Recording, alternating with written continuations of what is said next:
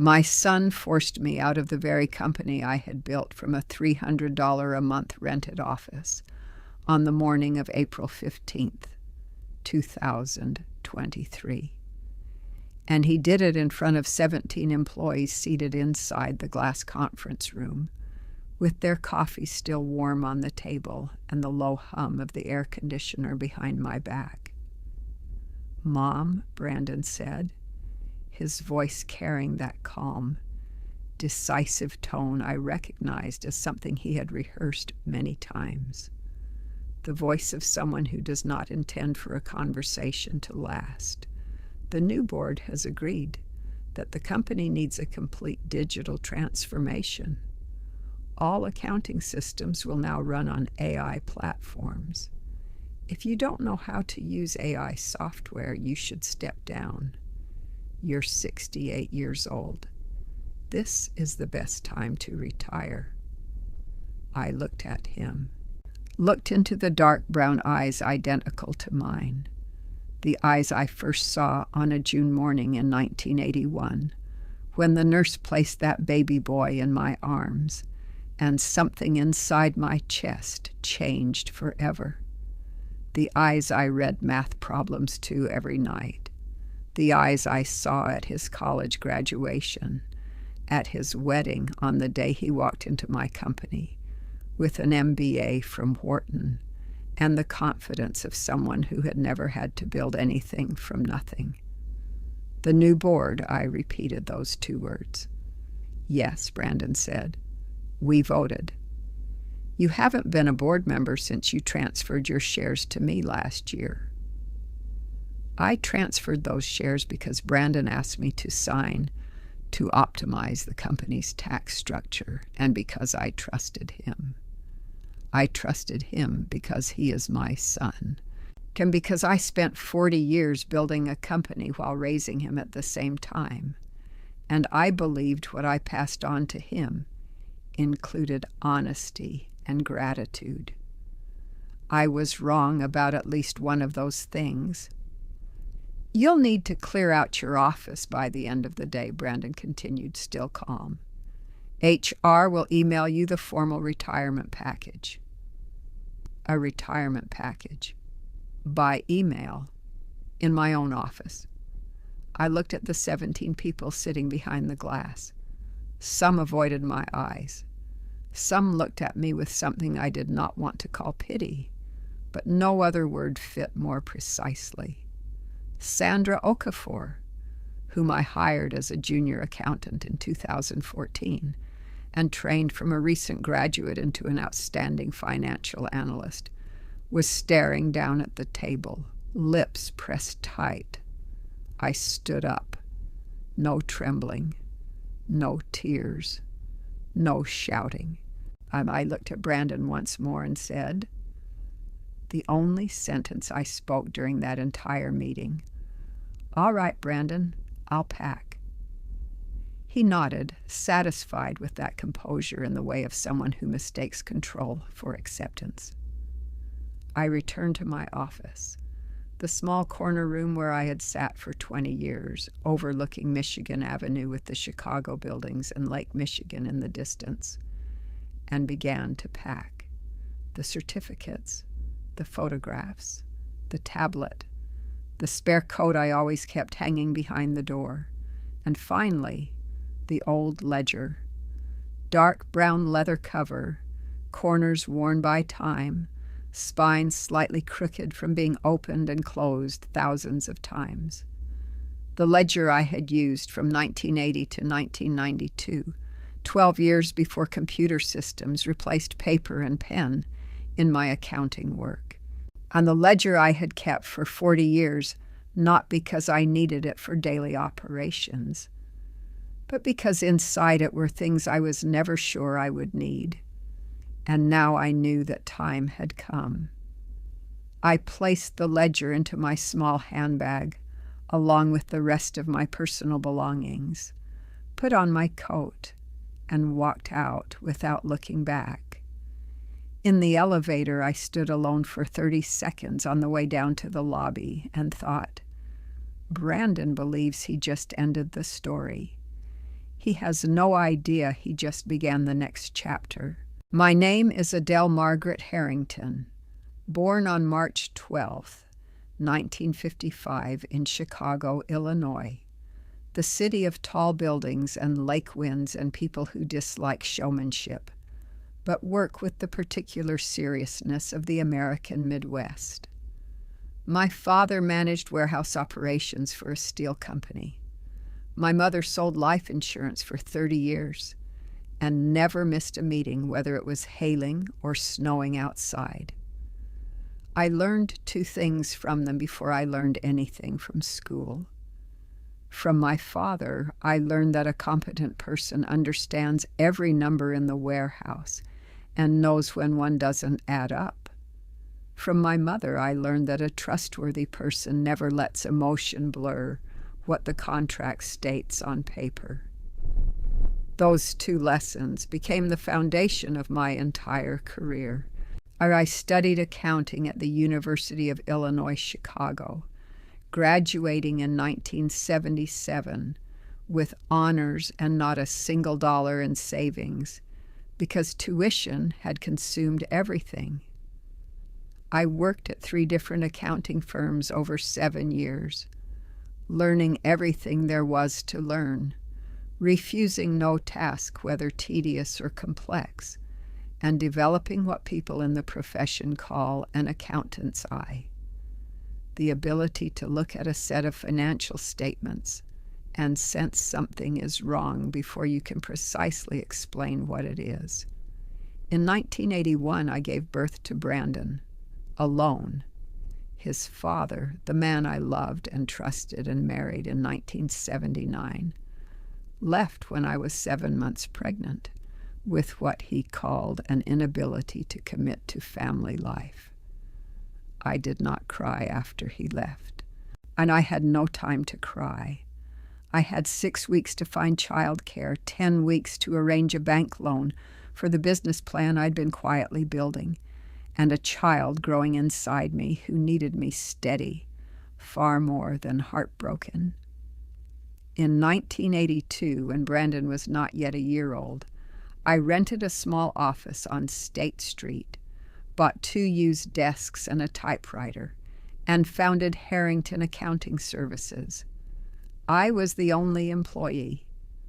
My first client was a small bakery in Lincoln Park, whose owner, an Italian woman named Rosa Martinelli, asked what I could do for $300 a month. I told her I would make her books cleaner than she believed possible and help her save more in taxes than she was currently paying. Rosa looked at me, at the 27-year-old woman standing in her bakery doorway with a baby sleeping in a stroller behind her, and nodded. That was my first client, not because I was persuasive, but because I told the truth. Over the next 10 years, I built Harrington Accounting Services from a rented office with 1 employee into a 15-person firm, specializing in accounting and tax advisory services for small and mid-sized businesses in Chicago, not through marketing or networking or complicated business strategies, by doing the work properly and never lying to clients about their financial condition, no matter how difficult the news might be. During those same 10 years, I raised Brandon alone. No father, no close relatives in Chicago. My family was in Iowa, too far away for regular child care. Just me, Mrs. Chen, the babysitter, 6 days a week, and a schedule I designed myself to ensure I was home every evening at 7 to read to Brandon before he went to sleep. I was not a perfect mother in the sense of attending every school performance or driving him to every sports practice, but I was the mother who was present when it mattered, and I was the mother who never told Brandon that money or work was more important than he was. I tried to do both roles well through organization, discipline, and the kind of exhaustion only those who live that way truly understand. In 1992, I rented a larger office in downtown Chicago. In 1997, I acquired a struggling small accounting firm and merged it into Harrington. In 2002, I opened a second branch in Evanston. In 2008 is when the financial crisis caused many accounting firms to contract. Harrington Accounting Services grew by 20% because clients needed trustworthy advisors more than ever. I built all of that while raising a child, while earning additional accounting and tax certifications, while maintaining the non-negotiable ethical standards my parents had taught me from childhood.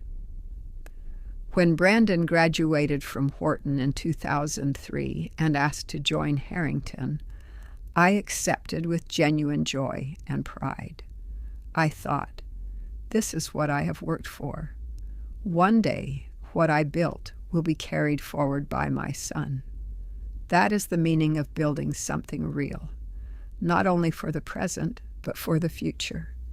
I did not realize that I had taught him what it takes to run a company, but had failed, or perhaps been unable, to teach him something more important, that a company is not the destination, but the means to do what is right for others.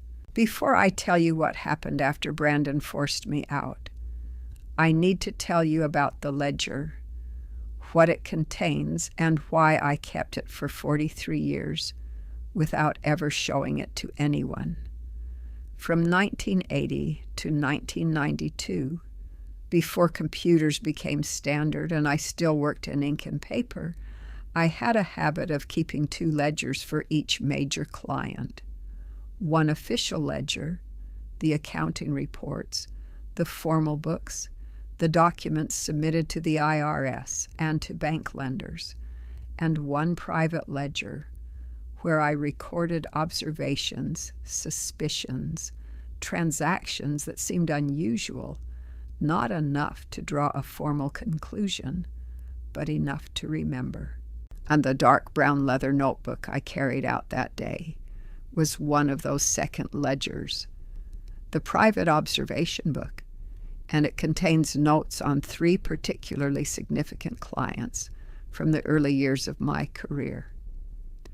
The first was Reginald Rex Fontaine, founder and CEO of Fontaine Construction, a major commercial construction company in Chicago. I began handling Rex Fontaine's accounting in 1982, and over 4 years I reviewed enough transactions to recognize that certain recurring consulting expenses in his books did not correspond to any verifiable consulting services. When added together annually, those payments amounted to bribes to city officials in exchange for priority construction permits.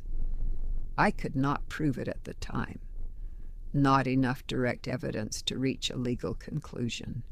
But I recorded everything I observed: dates, amounts, names of recipients, and the construction contracts those payments appeared connected to, written by hand in blue ink in the compact script my father taught me to use when recording warehouse inventory.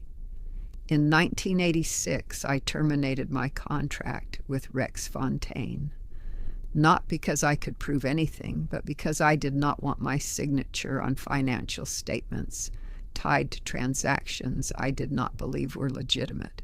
He was furious. He threatened to sue me for breach of contract. I said, go ahead. He did not sue. The second client was George Wellstone, a real estate developer specializing in buying and selling commercial buildings in the Chicago suburbs. George Wellstone hired me in 1985. Then I worked with him for 4 years before uncovering a more complex scheme.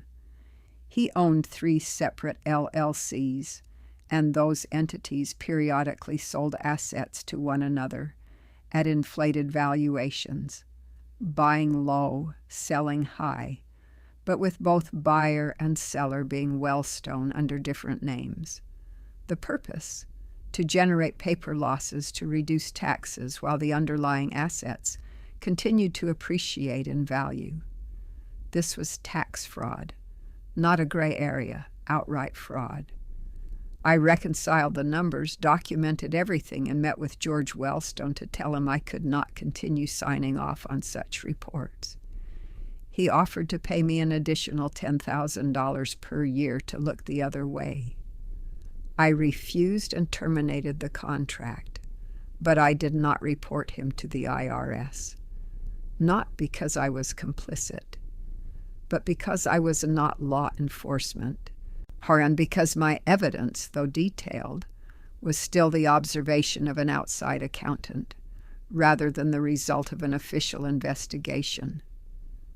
I preserved my records, thinking that one day they might be necessary to protect myself if anyone ever attempted to assign responsibility to me.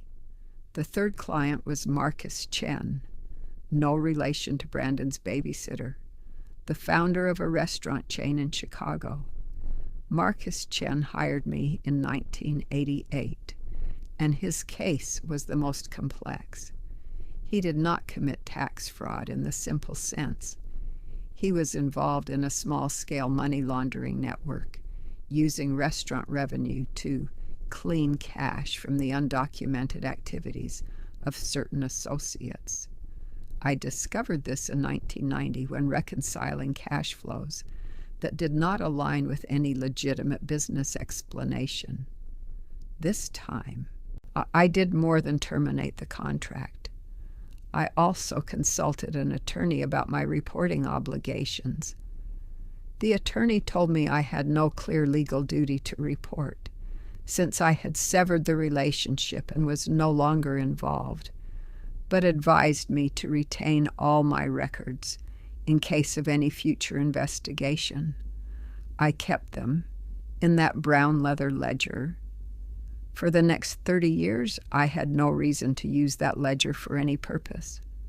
Rex Fontaine continued running Fontaine Construction, later securing federal contracts, and perhaps learning to operate more cleanly, or simply more discreetly. I do not know. George Wellstone declared bankruptcy in 2008 during the real estate crisis, and I never learned whether the IRS investigated him. Marcus Chen sold his restaurant chain in 2012 and faded from my view. The ledger remained in the locked drawer of my desk, moving with me through every office relocation, never opened except for the occasional check to ensure it was still there, until Brandon entered the company with his new strategic partners. In 2020, 1 year after Brandon joined as Chief Operating Officer, he began proposing an expansion into investment advisory and asset management, fields unfamiliar to Harrington and outside our traditional strengths. To do so, he brought in 2 outside strategic partners, Fontaine Capital Partners, an investment firm founded by Rex Fontaine after he handed Fontaine Construction over to his son, and Wellstone Realty Advisors, established by George Wellstone's son following his bankruptcy. I saw those 2 names in Brandon's PowerPoint presentation and felt something cold travel down my spine. Not a coincidence. Brandon knew I had once worked with their fathers. I had told him stories about my early career, but he did not know I had documented what I observed during those years. And he certainly did not know what legacy his new business associates carried from their fathers. Or perhaps he did, and that was precisely why he chose them. From April 2020 to December 2022, I worked inside my own company, like someone standing at the edge of a river, watching the current move in an increasingly troubling direction. Brandon made more and more decisions without consulting me. That in itself could have been acceptable, a natural progression as the next generation assumes leadership. What was unacceptable was the direction those decisions were taking.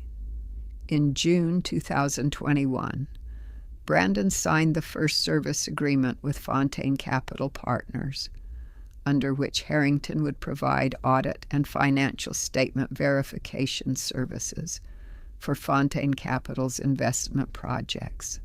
And I read the contract and asked Brandon to clarify several vague provisions concerning the validation of transaction legitimacy.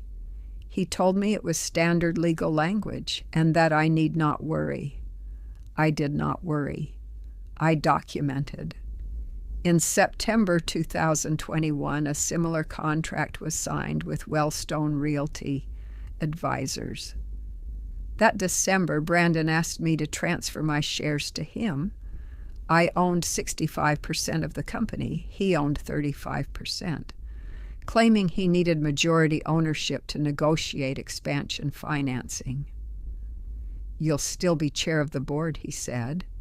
"You'll retain full veto authority over strategic decisions. Legally, the new share structure will simply be more favorable to the bank."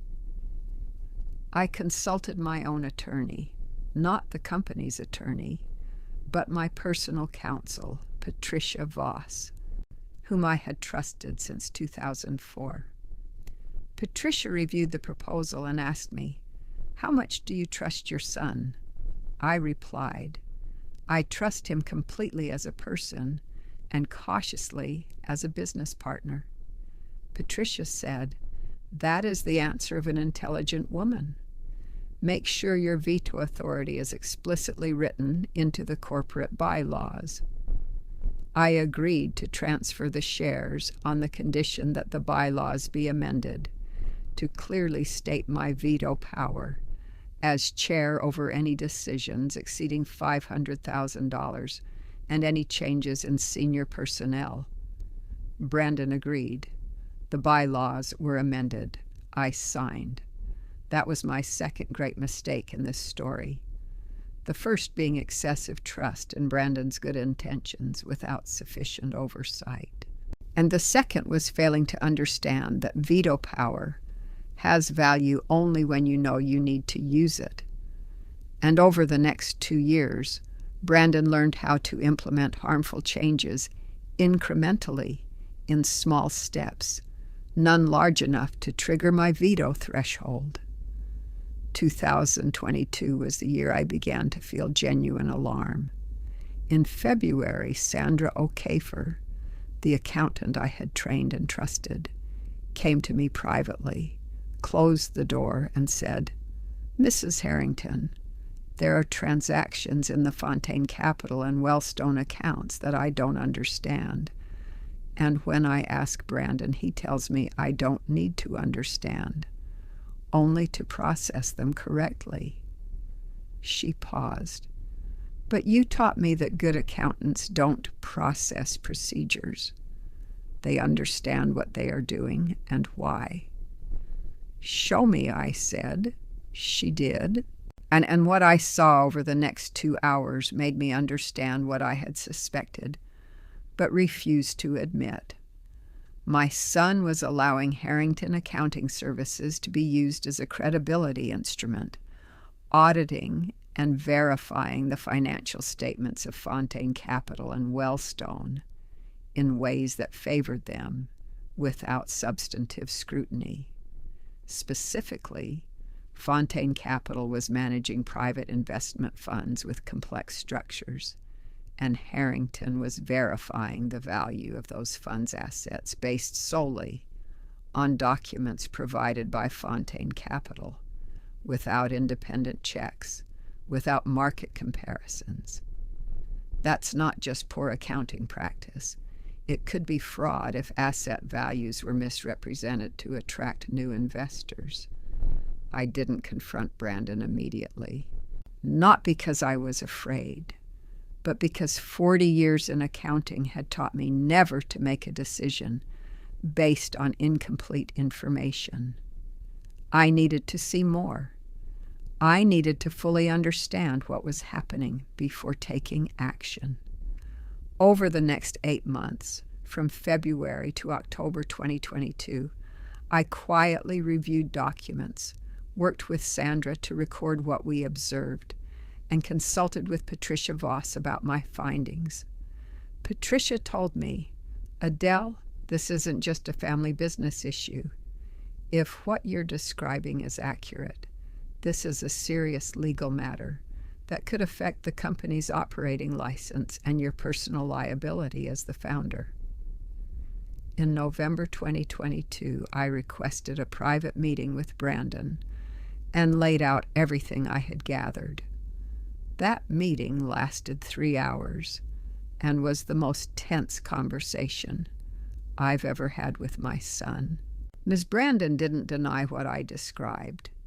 He explained, or tried to explain, that Harrington was providing value-added services for the partners and that modern business interpretation requires flexibility in reporting standards.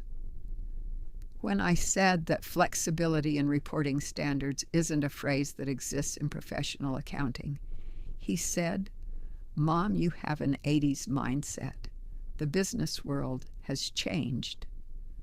"Accounting principles don't change based on the business world," I said. "They change to protect the people investing based on our reports." "You don't understand my vision," Brandon said. "I understand enough," I said, "and I need you to stop, or I will have to exercise my veto to block these contracts." Brandon looked at me. That look wasn't like the usual debate. It was the look of someone evaluating, not listening. "Don't think again, Mom," he said. "Everyone benefits from this, even you." I stood up and ended the meeting. 4 months later, he fired me.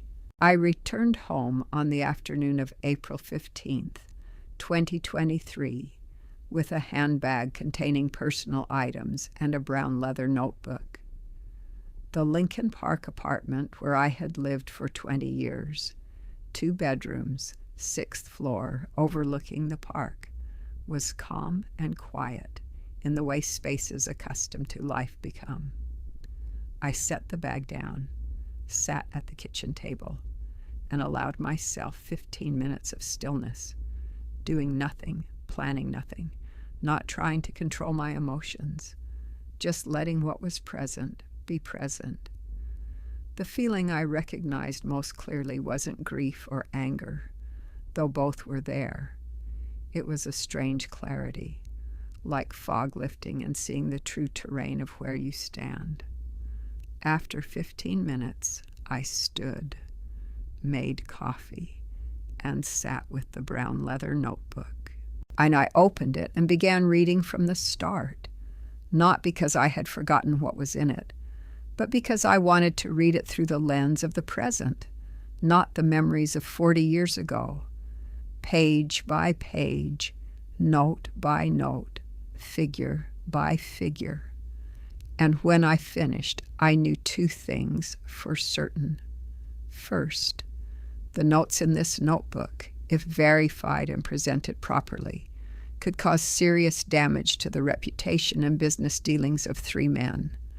Rex Fontaine Jr., who was using his father's name and network to run Fontaine Capital, Marcus Chen Jr., the son of Marcus Chen, whom I haven't mentioned before, but who had been in contact with Brandon through the Wellstone network, and David Wellstone, the son of George Wellstone, the man behind Wellstone Realty Advisors.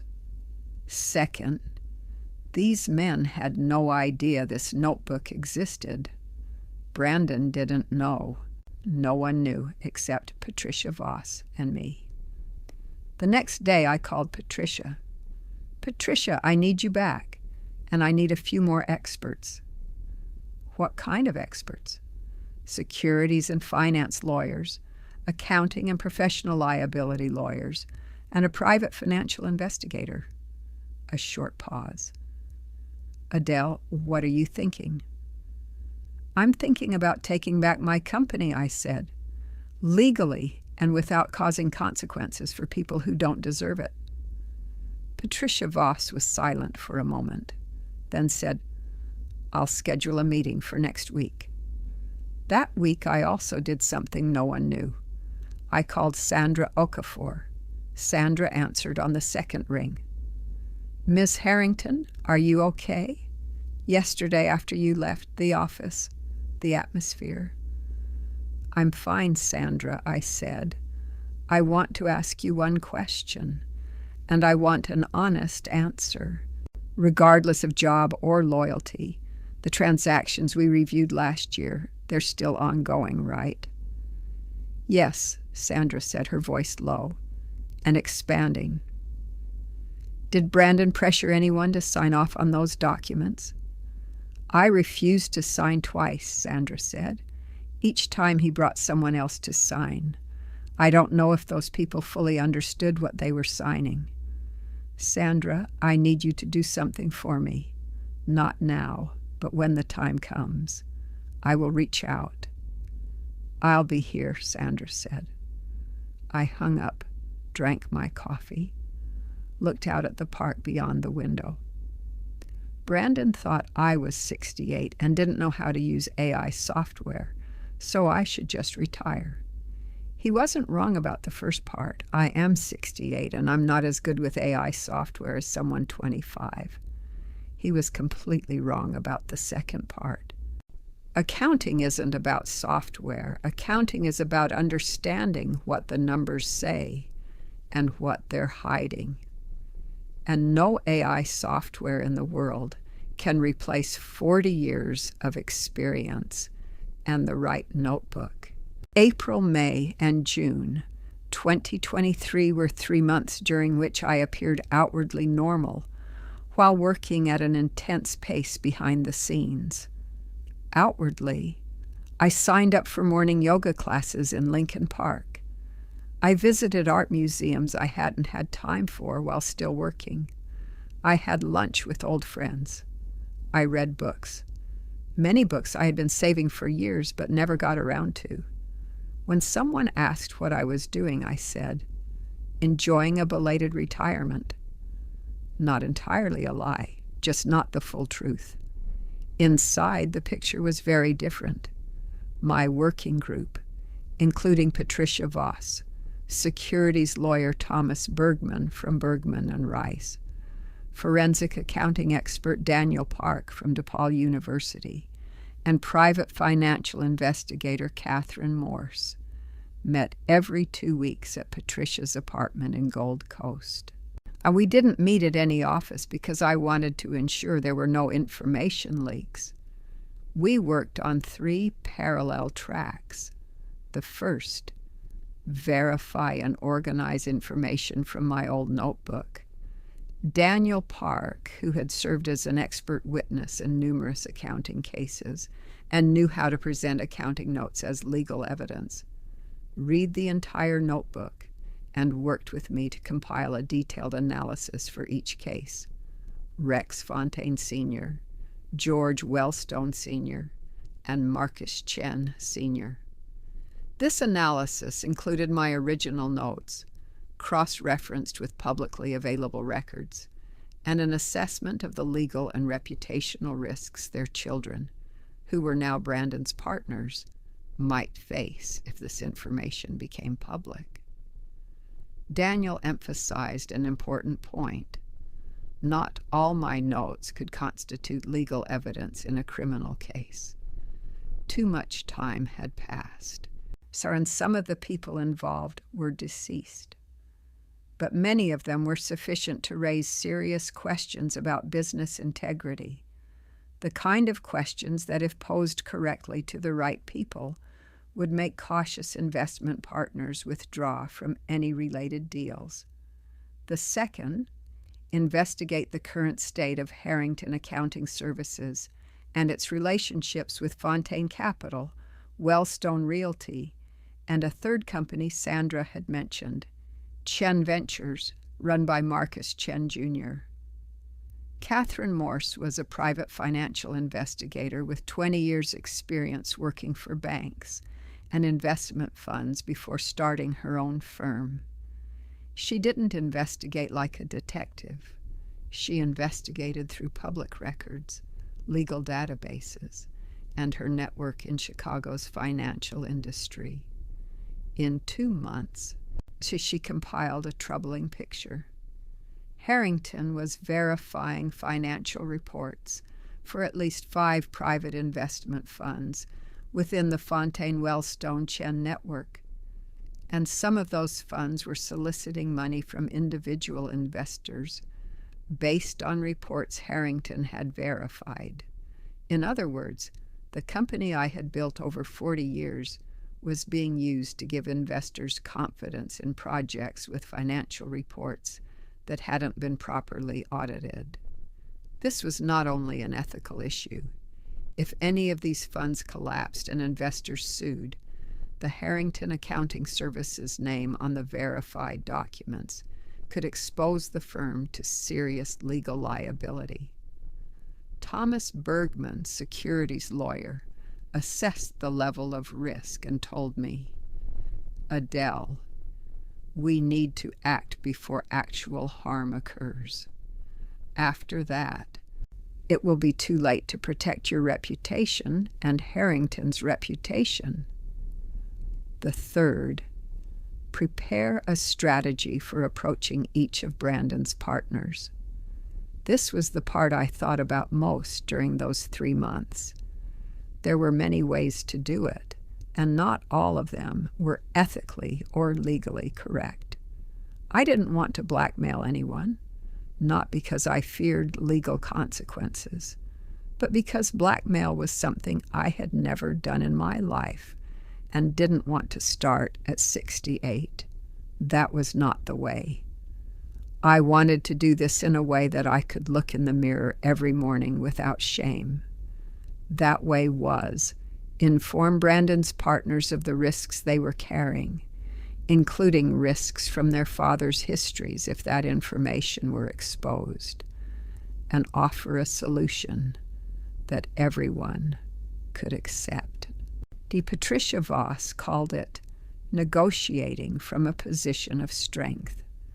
I called it telling the truth to the people who need to hear it before they make irreversible mistakes. By July 2023, we were ready. The first meeting took place on July 18th, 2023, at Thomas Bergman's office in downtown Chicago. Sitting across from me was Rex Fontaine Jr., 43, black hair graying at the temples, wearing an expensive dark blue suit, carrying the demeanor of someone accustomed to pleasing others. He came because Thomas Bergman had sent a formal invitation, explaining that our company was reviewing its relationships with Harrington Partners and wanted to discuss some legal matters directly. He brought his own lawyer, as I had expected. I began by introducing myself, not as former CEO Harrington, but as Adele Harrington, founder of Harrington Accounting Services, and the original signatory on all contracts between Harrington and Fontaine Capital. Rex Fontaine Jr. looked at me assessingly. "I know who you are, Ms. Harrington, and I understand you no longer have an active role at Harrington." "That's correct," I said, "and that is exactly why this conversation is necessary." I let Thomas Bergman present the first part, the current legal risks that investment funds related to Fontaine Capital face when using Harrington's name as a verification tool without proper oversight. Thomas did this professionally and clearly, with figures and specific legal citations. Rex Fontaine Jr. listened, then whispered briefly with his lawyer. He turned back to me. "What is it that you want, Ms. Harrington?" "I want you to understand a few things before we talk about what comes next," I said. I placed Daniel Park's analysis on the table, a 20-page summary of what I had observed during my time as an accountant for his father. These are notes from 1982 to 1986 on some transactions of Fontaine Construction, I said. I'm not here to threaten or blackmail you. That's not how I operate. But I want you to understand that this information exists. It's fully documented, and in the event of any investigation involving Fontaine Capital or Harrington, it could raise questions that both you and I would have to answer. Rex Fontaine Jr. looked at the documents, then at me, then back down again. Take your time, I said gently. We have time. He read for 15 minutes, his lawyer reading along. The atmosphere in the room changed exactly as I had anticipated, not suddenly, but gradually, like the air pressure shifting in a sealed room. When he set the papers down, I said, I have a proposal. Fontaine Capital will withdraw from all agreements with Harrington Accounting Services. The withdrawal will take place over 90 days, in a manner discreet to the market, and justified by ordinary business reasons. In exchange, these notes will be placed with an escrow attorney and only used to protect me in case Harrington or I are sued related to any Fontaine Capital transactions. You are free to disagree, I added, but I think you'll want to carefully consider the risks of both paths. Rex Fontaine Jr. looked at me for a moment. Then he said something I hadn't expected. My father used to talk about you. He said you were the only accountant he'd ever feared. He had no reason to fear, I said. He only needed to be honest. He nodded, no immediate answer. But when he left, I knew the conversation had accomplished what it needed to. The second meeting, 3 days later, was with David Wellstone. David Wellstone was 46 and lacked the controlled polish of Rex Fontaine Jr. He arrived with 2 lawyers and a defensive attitude from the start. I followed the same approach, presenting current legal risks, placing the files about his father on the table, and proposing a controlled withdrawal path. David reacted differently than Rex. He was angrier and more argumentative. You have no right to come here, and I'm not here by right, I interrupted gently. I'm here because you need to know what I know before you make more mistakes.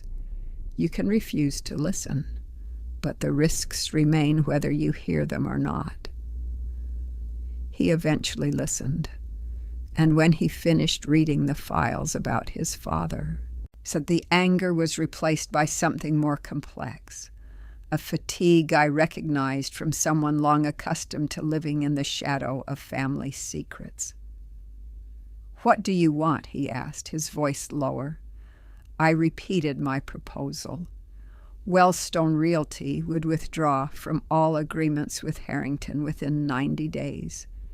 He said nothing further in that meeting, but his lawyers called Thomas Bergman the next day.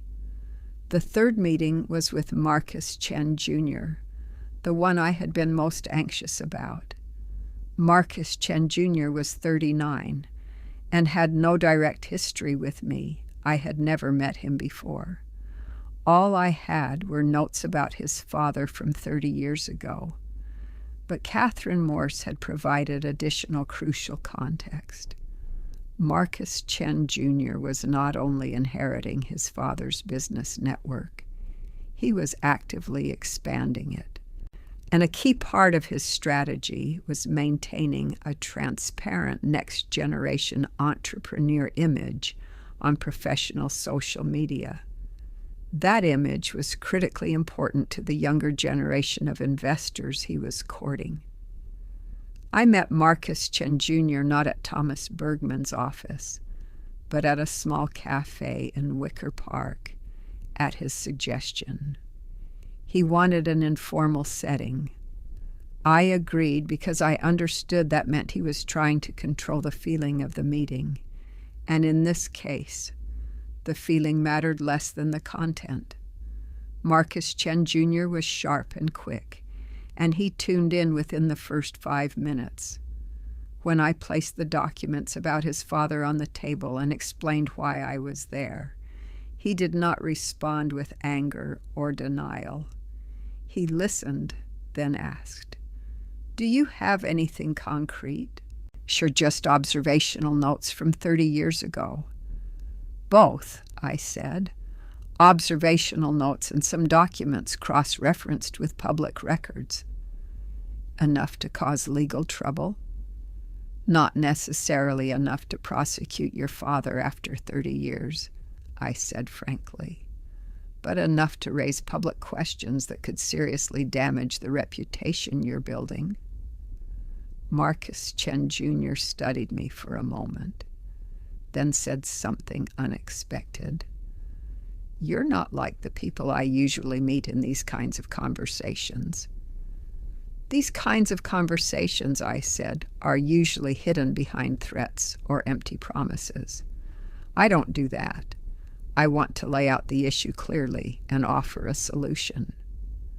I presented the proposal. He listened, nodded, and said, "I need to speak with my lawyer. Can you give me a week?" 1 week, I agreed. He kept his word. 7 days later, Marcus Chen Jr.'s lawyer contacted Thomas Bergman to begin discussions on the terms of withdrawing from the Harrington agreements. August and September 2023 unfolded according to the plan we had laid out, but faster and more clearly than I had anticipated. In the 3rd week of August, Rex Fontaine Jr. informed Brandon Harrington that Fontaine Capital was repositioning its service portfolio and will not renew contracts with Harrington after they expire at the end of September. No further explanation. The official reason: a change in business strategy. 2 weeks later, David Wellstone announced the same thing, more briefly and with even less explanation. In the final week of August, Marcus Chen Jr., the most surprising of the three, emailed Brandon with polite but firm language. Chen Ventures would terminate its service agreement with Harrington at the end of September, citing a desire to collaborate with accounting firms with deeper expertise in financial technology. Brandon called me for the first time since he had fired me.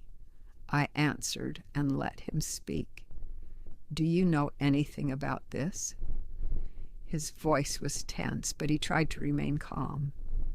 "I know that when business partners decide to withdraw simultaneously, there's usually a reason," I said. "Do you want to talk about it?" A brief pause. "You did this." "I had honest conversations with your partners about the risks they were assuming," I said. "An honest conversation isn't doing something to someone. It's providing information people have a right to know." "You're sabotaging my company." "I'm protecting my company," I said, "and my name is tied to it, no matter how you adjust the ownership structure. If you want to talk about the next steps, I'm ready." Brandon hung up. 3 weeks of silence followed before the next move occurred. During those 3 weeks, the internal situation at Harrington deteriorated rapidly, according to Sandra's reports. 3 major contracts, accounting for roughly 35% of revenue, were up for renewal and required direct meetings with founding leadership before signing. Some senior employees, those who had worked with me for years, began asking about the company's future. Sandra also reported something even more critical. After the major partners withdrew, Brandon had tried to find replacements, But in Chicago's financial market, rumors travel fast, and the new names he approached responded cautiously, or not at all. In September 2023, Patricia Voss and Thomas Bergman met with Brandon's lawyer, not Brandon directly, and presented a formal proposal. The proposal had 3 points. First, Adele Margaret Harrington would be restored as chair and CEO of Harrington Accounting Services, with the ownership structure adjusted so that Adele held 80% and Brandon held 20%, with no executive voting rights for 3 years. Second, Harrington Accounting Services would conduct an independent internal audit of all transactions from 2020 to 2023, supervised by Daniel Park and an outside auditor mutually agreed upon. Third, if any legal violations were discovered in the audit, Adele Harrington would have full authority to decide how to address them, and including voluntarily reporting to relevant authorities, protecting the company and my reputation better than waiting to be investigated. Brandon's lawyer listened and said he would consult his client. I didn't call Brandon while waiting. I didn't text. I didn't try to negotiate outside the official channel. 40 years of accounting had taught me that once a reasonable proposal is on the table, adding informal pressure usually does more harm than good. I waited. And while waiting, I did yoga every morning, read books every evening, and had weekly breakfasts with Sandra Okafor, who was holding her position at Harrington and continuing to document everything with the care of someone who knows that every figure matters. On September 28, 2023, Brandon's lawyer informed us that his client agreed to the proposal with a minor adjustment to the audit timeline. We negotiated that adjustment over 3 days and reached an agreement. On October 7, 2023, exactly 5 months and 15 days after Brandon fired me, I stepped into the offices of Harrington Accounting Services as chair and CEO for the first time after signing the amended charter. Sandra stood at the door and watched me enter. She said nothing, but the way she straightened up and the way other senior employees lifted their heads as I walked down the hall, those gestures needed no explanation. I entered the small corner office. Not my office from 20 years ago, that space now belonged to Brandon, but a smaller office on the lower floor. I placed the brown leather-bound notebook on the desk, and I began to work. The internal audit began in the second week of October 2023 and ran through the end of December. Daniel Park led the audit team of 3 others, with Sandra Okafor serving as the internal liaison. The results were not disastrous. That's important to state clearly. Brandon was not a fraud in the literal sense. He did not pocket company money for himself, but he had allowed, whether due to inexperience, overconfidence, or pressure from partners, Harrington to endorse financial statements without the substantive checks that should have been in place. Specifically, the audit found 17 instances over 3 years in which Harrington signed off on asset valuations for Fontaine Capital and Wellstone funds based on documentation provided by the funds themselves, with no independent market verification. Of these, 6 cases reported asset values at least 20% higher than could be reasonably justified. Thomas Bergman assessed the legal risk. If any investor in these funds sues, this is fertile ground for litigation. But because the partners withdrew before any concrete events occurred, and because there's no evidence of intentional fraud, the most likely outcome is an administrative penalty from the SEC and required process adjustments, not criminal prosecution. We decided to voluntarily report to the SEC, a move Daniel Park described as the best way to control the narrative and demonstrate good faith. Voluntary reporting usually results in far lighter outcomes than being investigated after an independent discovery. The SEC received the report in February 2024. Then the review process lasted 6 months and concluded with an administrative settlement. Harrington Accounting Services agreed to overhaul its independent review procedures, paid a $120,000 administrative fine, and accepted 2 years of oversight. No individual prosecutions, no license revocations.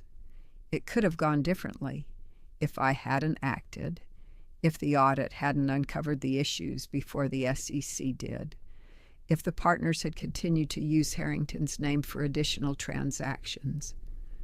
That could have ended in prosecution, license revocation, and bankruptcy. 40 years of work could have ended in court.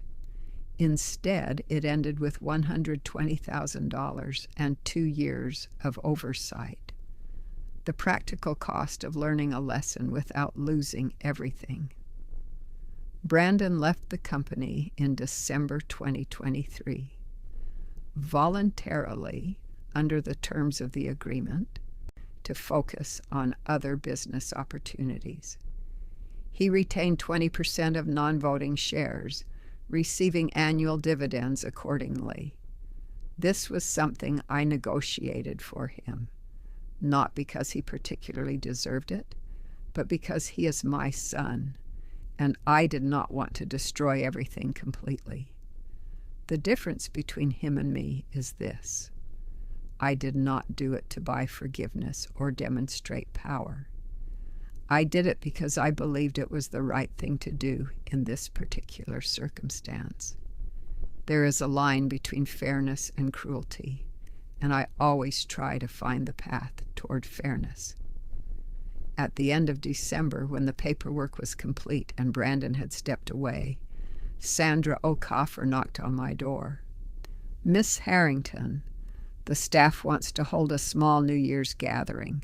Would you like to attend?" I looked at her. Who suggested this?" "All of us," Sandra said. "Those who have been here all along." I nodded. "Okay, but let's call it a New Year's meeting, not a celebration. We have a lot of work to do in 2024. Sandra smiled. "That's you, all right." Brandon and I did not speak directly about everything that had happened until March 2024, 4 months after he left the company. He called one Wednesday evening around 8 o'clock, the same hour he used to call me from his college dorm, to recount the day's events when he was younger. I answered on the 3rd ring. "Mom," he began, and in that voice I heard something I hadn't heard in a long time. Not Brandon the CEO running a meeting. Not Brandon the strategist persuading a partner. It was the voice of the boy born one June morning in 1981. The voice of someone at the end of a long day needing to talk to his mother. "I'm here," I said. The conversation lasted over 2 hours. It was not an argument. There was nothing left to debate in business. The agreements had been signed and executed. This was a conversation about other things. What he had thought when making those decisions. The pressure from partners he did not know how to assess. The gap between learning business in school and running one in reality. He did not say, "I'm sorry, Mom," in those 2 hours, not in those words. But he said many things that I heard and understood as equivalent, coming from someone learning to take responsibility without fully knowing how. I listened, asked questions when necessary, And at the end of the conversation, I told him something I had been thinking about for months. Brandon, what I worried about most in building this company was never whether it would succeed. It was whether it would matter, whether the people we serve would truly be helped. You learned at Wharton that business is about creating value. That's true. But school didn't teach you enough about this. Creating real value is not the same as creating the appearance of value. And in the long run, that difference is everything. He was silent for a moment. Then he asked, "Mom, how long have you known?" "Since your grandfather taught me to read the warehouse ledgers," I said. "The numbers don't lie. Only the person reading the numbers can lie or be lied to." I did not know if he would learn that. I did not know how the events of the past year would shape him.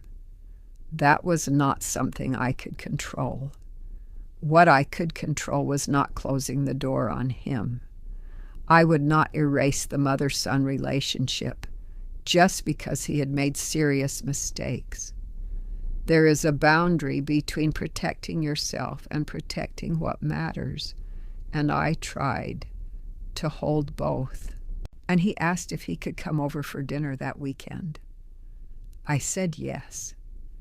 It was the first meeting in months that wasn't in a boardroom or mediated by lawyers. Just the two of us eating homemade Italian pasta in the Lincoln Park apartment, talking about ordinary things. What he was doing, what I was reading, James's newborn daughter and how he was doing. The extraordinary things were not mentioned at that dinner, not because they no longer mattered, but because not everything needs to be said to be resolved. Sometimes what matters most is simply showing up at the meal on a Saturday morning, on a Wednesday evening call at 8 o'clock. That was also what 40 years had taught me. Patience is not passivity. It is a deliberate choice to continue to be present. This morning, I arrived at the office at 7:30, a bit later than 20 years ago, but earlier than most. Chicago in January is cold and gray, with a light dusting of snow on the Michigan Avenue sidewalks, and the wind off the lake blowing through the gaps between buildings makes the familiar sound I have heard since my first day in this city at 22. Harrington Accounting Services now has 23 employees, 8 more than when Brandon fired me, because when news of my return spread, some former clients came back and some new clients approached. Not because they knew all the details of what had happened, but in this industry, people pay attention to who stands behind a company, who built it from scratch. Sandra Okafor is now Chief Operating Officer. I suggested it last November, and she accepted after thinking for a week. She wanted to ensure this was a decision based on her competence, not on gratitude toward me. I said, "Sandra, if my gratitude were enough to persuade me to put someone unqualified in a key position, I wouldn't have run this company for 40 years. You earn it because you are skilled. That's it." She accepted. The brown leather ledger now sits in a locked file cabinet at Patricia Voss's office, under escrow. I no longer take it home, not because I fear it, but because it has fulfilled its purpose. Not as a weapon or threat, but as a proper record of truth, preserved until needed. People ask me now, "Are you angry? Do you regret it? Would you have done things differently?" The short answer, no. Not because I don't feel pain. I have and still feel the hurt of what Brandon did, and in the ache of realizing that a child you raise can see you as an obstacle never entirely goes away. But anger and regret are emotions directed at the past, and I do not live in the past. The longer answer, I did what a 40-year veteran accountant would do. I kept complete records. I did not act hastily on incomplete information. I sought solutions everyone could accept without causing unnecessary harm. And I never used information as a weapon to destroy. I used it as leverage to restore what was right. That is what accounting teaches about life. Not judgment, not control, but truthful documentation. Numbers do not lie. They are impartial. They only record what has happened, and those who know how to read them will understand the truth without explanation. And I'm 69 now. I celebrated my 69th birthday this past March with a small dinner, including Sandra, 3 other veteran colleagues, Patricia Voss, and my son. Brandon brought flowers and did not speak much, but he came. That was enough. Every morning I come to the office and do my work, not because I have no choice, but because I choose to. At 69, after 40 years and everything that has happened, I know more clearly than ever what I love. I love my work. I love the essence of accounting, the unostentatious truth, the uncompromising precision, the calm of someone looking at numbers and understanding the story within. Some people think it's tedious. I have always thought it the most important job in any organization, because the only person a good accountant cannot hide from is themselves. And that ultimately is the most important lesson of this whole story. It's not about my son, or the ledger, or the partners, or the SEC. It's this. When you build something over a lifetime, it is not just a financial asset, a reputation, or power. It is the embodiment of what you believe in, the way you think people should treat each other, and the truth. And when someone tries to take that away, even someone you love most, you have a duty, not a right, to protect it. Not for the asset or the power, but because what you have built represents something larger than yourself. It represents everyone who works with you, every client who trusts your name, and those who will inherit what you leave behind. I do not protect my company because it is mine. I protect it because it is right. This morning, after arriving at the office, drinking coffee and checking emails, I took a new ledger, a brown leather journal identical to the old one. Same manufacturer, bought from the same stationery store on State Street, and wrote the date and location on the first page. I do not know what this ledger will record. I do not know who will read it in the future or for what purpose, but I know I will record truthfully. I will not skip the uncomfortable. I will not hide what I observe, because in the end, that is all accounting asks, to record the truth even when the truth is hard to look at.